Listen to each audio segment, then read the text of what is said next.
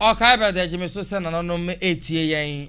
Enwume no nsi akase ebo na sabri yede ebremo emprempren na unim sense amodo de yekoda na yesore ne ante asem fofora echi enti dabia de besi bia so yede ba ebesom yetiefo enei ense hodo abeto apono so yedi kade tie na nwanu mienu kwaku square ya tena se ya yaje agua ya yede ebremo na ansa na no ensema yebekwa kohwe bi we etia wa yebo no tew ya hodo 9 pe na yasore so ede amamo na yekọ odogono senior high school amanobo efiri ho ba kire se womo security man ana wonya kwanhia womo kire se traffic bi wo manim ho no mo a me no ka se wo mani abrepa womo aye ye kire be don nsem musukọ na ahwese de AC eko na Ghana National Fire Service womo ede fire safety week ahyehyɛ so na wotwi mu na botaya tagmedi no achi no ekakase eboyi ho no so yede eba bedan yetiefo sanso na abrantie Nigeria ni bi ya wababa obedi ne nkwi wa Ghana ha na wonpe ne ho open ne ho asem ehunti okọwie ti Rohanga me no ka sai won ye ton indomie e wonte ho no nyina won chance ha yere nti indomie de okopie ma wotu sanya Easter unya indomie nto unya wale koko nto ya ayasem arehosempa ejama me no ka sai so ne penchi e wo honom na enwumrei oyidika bites na sabre me no ka sai miniminu ya ama yetimi kasa sei utumu se niam avem no abapa abobo yi ahyehyɛ yi enti kopa bi na eniam ntumi nkoyi ewo onipadua mu enkani asam ye top solo sebra na onkani eniam nyina ededa yeso hyerɛnhyerɛm nyina ono dada woro manti kona kache na onsabetumi asusu bi fen 0241729733 enwumrei acoustic kutonso na eja wadwudwie ye top ye hye edi logo sa tutum kama edi amaye African World Wedding Gown bibiara usibedwemu adada ho ukọ nipa mu atum say yes clothing beyond Africa eno eho adwuma na oye anwumrei abasamakafo mienu na betie nkakase mu mimi dinde enoba tsam hene kwaku mene biana desie bedi akon yembonra ensem no emo na kwaku unim sa Ghana National Fire Service say no ye pebrim sanity na etisi pebrim say no de afie ahodoa na ehyehyɛ arehosem ba ko esi na no atonsu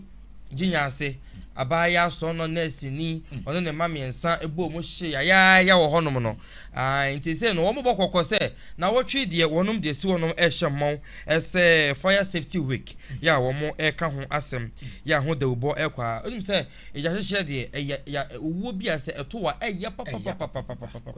wo hwɛ sɛ de wo mu si ɛhyɛ dwerebe na yantumi kwa mie wo mu funu so akwaku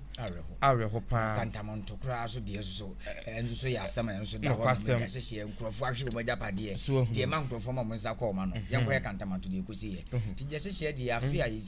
besi mu ni afi twam ne de se bi ne Ghana ne ni ye enti na wo ye kira wo ye ne de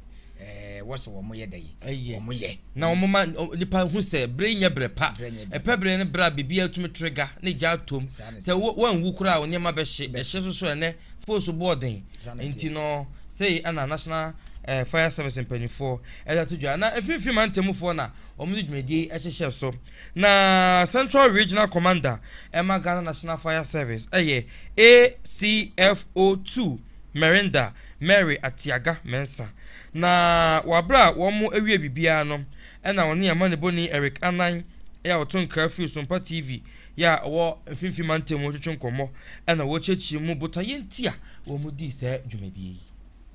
ye di a safety week inti na ye nenam board ewu ye cheche nkrofo say the way eja hyehyɛ aircon no ese omo hwe omo hu yi and also ye kire omo sa omo be use fire extinguishers any omo ni bi no ye kire omo say ese omo nye bi na ye kire omo sa omo be use in case of emergency na baby no mu no ye ni fire post say ye nya fire post ba ye challenge ni say ye ni baby an nkrofo no betra omo be ye adwuma though there is no tender but say nkrofo ne ye nya accommodation ma nkrofo no omo beba with extinguishers so that say a journey start here omo betimi use no ansa na omo afre tender na abeboa enti na say no mi na me ko hima ne kunfi ne eyi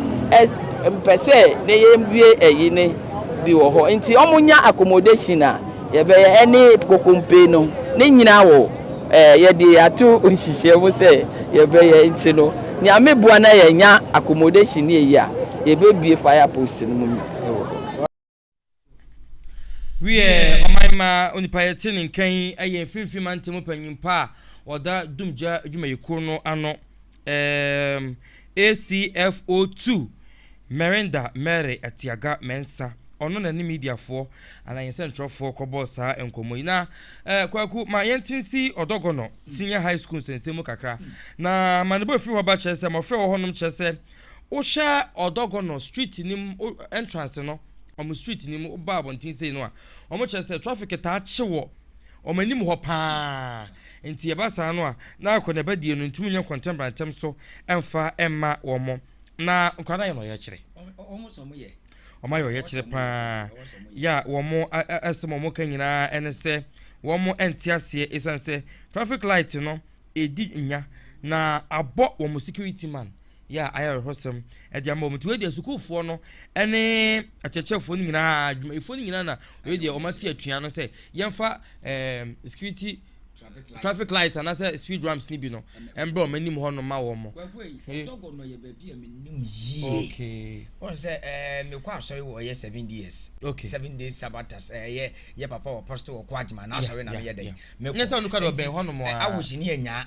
so odogo no won say wo free esoro wo sane a anu so ye people bi sa anti amana ye dey e da wonom na ne ka di hwi me ni agidi abedwa ye hwe wo school no JHS shem SS wo mu na primary school so shem enye schools ketwa mo free be twa kwan ma ba nyina what's the traffic ne gina eso ansa no ma ye dey wo ma twam security aka ya boni wono na wo gya na adwuma wo ye na wasori no wakotwe emofo de wo mu atwam e de wo maba wono na sisi e wa free mu ho an e kwotwe wo maba enti e betena ho da ne da na ama se bimperi asan bibi se yakoso ansa na yesigina ye bia na ye hwe ma atore nchem no esi ansa ene ye bibi afa bibi hu traffic light mbo esen Ghana ye ntua asa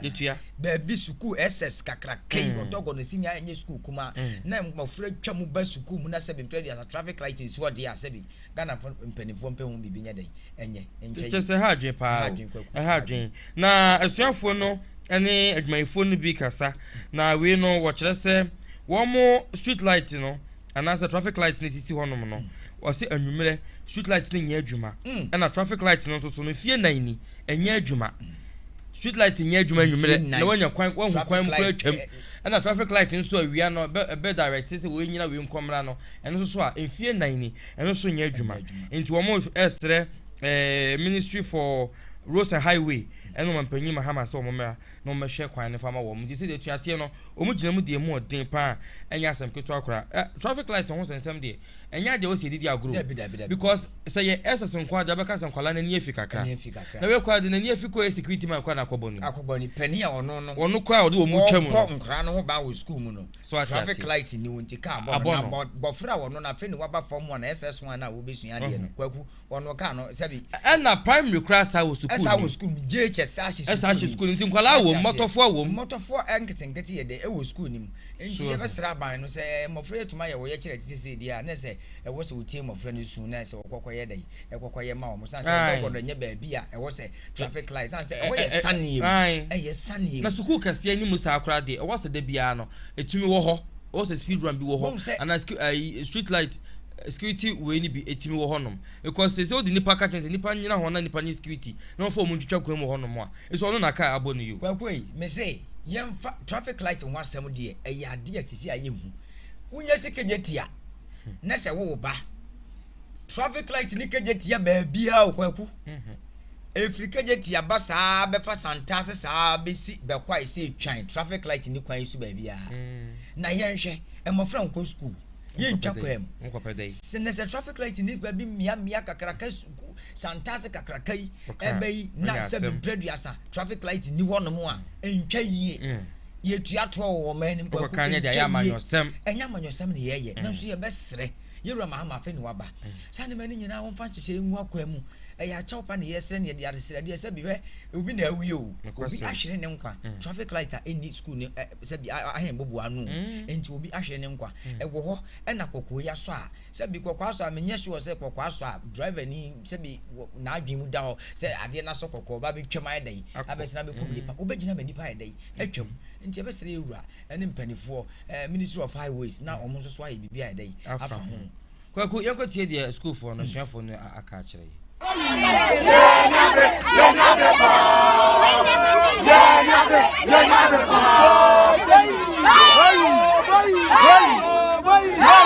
traffic light. Oh my God, we are stopping.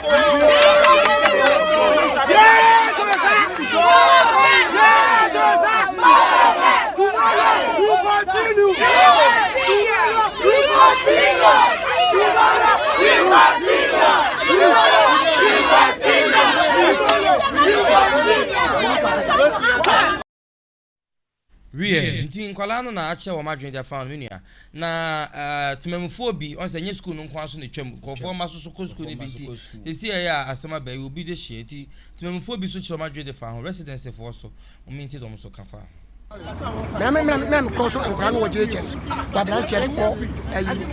eco school na traffic light way aside more than better 4 years anya juma kabu ban is about for kuma di first school way any only school in this district that's in JHS kwan say accident kwan say e kokko so a only 3 days ya wa na do yeski ba ko pa juma okofie na ka moto po abon no wanyina no another car be kifa na so apani timu mienu ade tino ene asisa ne gu ekam akuma di say wanka ejempo ade ka no say akwan yama kwan ma say no wa we enkoso ade demonstration ni dia ade koso sa ko tama ba be traffic light amaye ko tama nya ho beto e because I just area yama sa kwan ade shebia ewo kasoa awutu senya east about one person so won 15 mantem mu ena ote wo monka wo mo ben odogono senior high school ena wo ma kire wo madwen e dia fa traffic lighter eni empatem honom na ho asem na wo mo yakwaku na Nigeria ni ba ko ho akadwa mu ewo kasoa na kasoa de minima de ko wo sa kasoa ho asem bie ko wo be so kasoa fo kasoa ya se obi de ho ka wa na obi ma something ayire ye brade say be na buso be isiani e chire twam say na ma yinya bi ni kasoa yi ira kasoa ayi hu papa asemo mu ni afia asimu ni kasoa se be je ne hu me na bi brade o mo je o sakrem noa asemu ni asembe ni na unim de aba o mo da un sa asem ay e mada yakoda sore ya yese abrante baako se okwa kasoa ne patemu na ade sana oba opekoko amana onya bi adentia wo ko pay indomie ato kanche obi aba ho na ko pay indomie bi e de chibu mata aso amana onya bi akudi na esi chibonfo nyina ejai fisa fra pan na wo mede chikosua no wo pon nwume no de egu ne valende mnomra no na bekobra ne de ko yese enema na wo mede ye nua ne akade na wo mede ye nua ne to nwume nti fra pan de ene chance nkete no mu indomie ne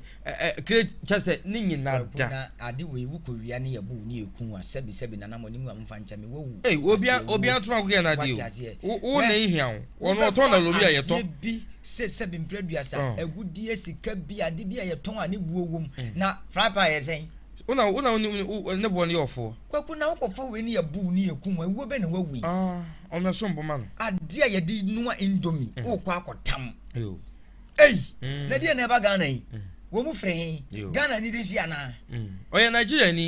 ni mkopa bibia bedi abeja waja naira wo ebedi sidi no na sesi a wo mu de wonfa indomie adaka no ene wo motentam sesi ye to sesi kwandam ni sika wo mu sika wo mu nti de ono so ye no na sabi adwuma boni wo ntse kro no bo ene de oye no abrante de wusi so akwaku wo betimi de won sa ye den aye bibi krono ensem fata wo ye to ebebo sabi emre wo Ghana na abamu akohwefo sabi dodo sanete ohun emre wo Ghana ne se ye kyekromfo ye fa na aban ho na aban ne nini na ansa na ye mabu ne ebewe ebremu ye mfa wo nkoma aban ne kwaku na nya ye wo nyedoa ya ye wo no enya asem kuma ntie besere mabunu ya wo mote se ye no ye mpe ye nsamfa bibi ye mpe bibi mfa ye san nya dai enye adwuma sua kora akone kwa dai kosua se bi ade achi wo benya wo sempo wo taku a wo be dai wo de be kwa no enkura ye sua fita adwuma o mazi dudu na apon adwuma 20 cedi 30 cedi master won hwa wo sa se ye dai ko obema bibi apodwe kro no de ne sen indobi adaka na te se de yesesa no man Ghana mu enti we de am I so ye ne pen chikwa de airtime asefem hanga ye hange ye ntade wo sui enu bi na toilet room kwaku asema wo kan di asefem kwaku dabi na indomie adaka wafa na mejitum wati ase indomie adaka wafa na mejitum ye aduane nti dia na kom aduane fan se kom odi okota mani aduane ne nyina ne fi chance no ne nkrofo kwotena ba bi no mokodi mejitum kwaku na toilet room se bi mpreduasan ye ko eye dua so ye di ye hu yie no na hanga se bi ebodan ma ye di ye noma ye ntale esense so enu na wasa akwakofa ene akwande di na ci so nti okokofa asa ahomache be nonum ene okokofa aye ne npa ko so di ntenten no asa no aso ne penchi me no kasa die wo mo edi ne dwuma papa na wakwose sane ma wawie nyina di aba enti esum ho tu ni pa ko kwa na nye aka cham put am down tan ye no tu hwehwe mu ama wo mo krampo no we aye hwehwe mu ko yumpena nti ama timemfo no kwa sa nya asem fi se obitumi fa wo se me de we su senya wo de ama eze krampo na ata ne anta mo ani akwanu nwa ka adwam sanse de obeba bia mpo a ye hepan na ira na obeka acho se bi producer na pomada ka na ye dan so obi ba na se na tre na ira ya oba baji sofi obi ba na se ne chance na ira ya obaje pan we ya asem kese na wakwakopere ya dan e de ama ho ye be sere mabunu no titiriw ye nua no mo firi amama ho do so waba muntiki waganaga yesere mu kese ye be sere mu mpe bibi mfa mu nsa ye mo kura de ka mu ba ye peace ni nyama na mo ye de motonton ne cover no ene board den so kwa ye to ni nyina ye to mamo ndi ye be sere se di omu mpe bibi nye na wo mu nyai se bi ya fa we atam we ya fa we emfa hwe nya dai emre ye be sere pa abusuafo mama yenkɔhwɛ timemfo no ensem bi omode atudwa na yemfa yensem no emra awie te me da ho na me se obi ye room back obi bu den ani me te gigigi like obi woso edan no ba me se ye no back I fine ana waba na oba beda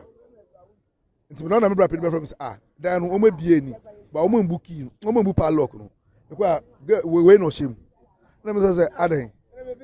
ba nso no be say because padlock mbu ye wo spare key o so ni spare key no ni ga bi na ba ha you no problem and the pie na kwa u pie kwa actually I guest room inti hanga ni we na ho no wasase sashe no wotutu odan no ode ko obi anim no oba bia so nti on pe no chere say one oba na ba obi anim oba preko na ba bia wo patemo no na ma choma dwen dia fa fe wa wati wo manum kakum so wa wati mate yes ko fa hanga na hanga die ko fa hanga ni eboa ebro ni ye bebo se bi tore trope ye di paper ni se bi cotton ni ade ne boy yes wo dwene pa ya na ye bibi na ya na wo manom ana se di ade pa na ya na ba mranti ni trim ko tore tro ko fa dia ye den ada wakachi omuso okofa dia kwa ne hu yie ne eche no ana hanga woni bi odatale na ekosen so okwa ne den atade no ka atade chebe na se bi ko mo kwa wo mo wo asifi mo hanga ni tore tro dia okofa media migidi se no wa dia okwa akofa na ye che ne dem ho no e na wo sha dade na ni kire hanga so ana na dwe ntanta na ye che no no na nye hanga nti no okwo ye ene nkwa no waba nti ya ye besere ye nuanom so wo mo nsa so abranti be besere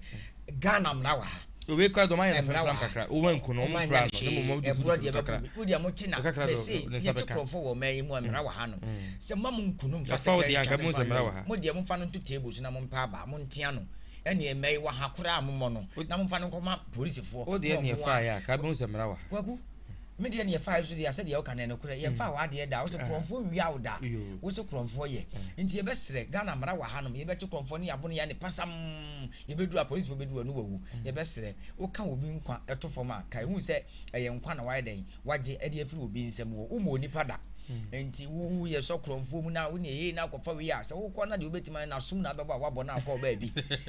na sum na bebo na akọtam se kan ya de bi kan ko aku na akọkọ pra obi no akọku nipa afei ye bo awufo mo mu kun kwabrane a na ya bo ni aka nti enye besere emra wa Ghana nti emfa mra no enye adwuma ya de mo si acoustic couture ntade papa fie wedding occasions ahodo nyina osi clothing beyond Africa tade bi apa bia obepam de amount ne border form boko sakwafofo nantie oyiri kayiri bi test so kope bi na nonom eye ne enu brenya de aye ebebo de wakaginamu na abo ni pedua ni yi pa e de amount top solo enterprise almost so electronic appliances ni na obehwe no see the amount license ahodo wo fie hotel bia obehwe na wo see e the amount enwumre obapa rated son nsem yi so kama kroje e the emayen and afi so abrantepa bema boadan sakatimpo bi na wo no so wo hweye ejina fidi na chi kama e the emayen obi animwo ne hwenetia esa baabi nti wono nene obo ame anwumre bi ne nua bema ye de kaseboi etumi e de bremo we ye kwa no kasebo de tasty one and ye de bremo ye sorry so na anwumedi ahodo so etumi ato aso apasemakafo ye mienu mimidin e de atesam hene kweku enoba mene Diana de hie pedi akọ amamomo anitia monyi ya hene wa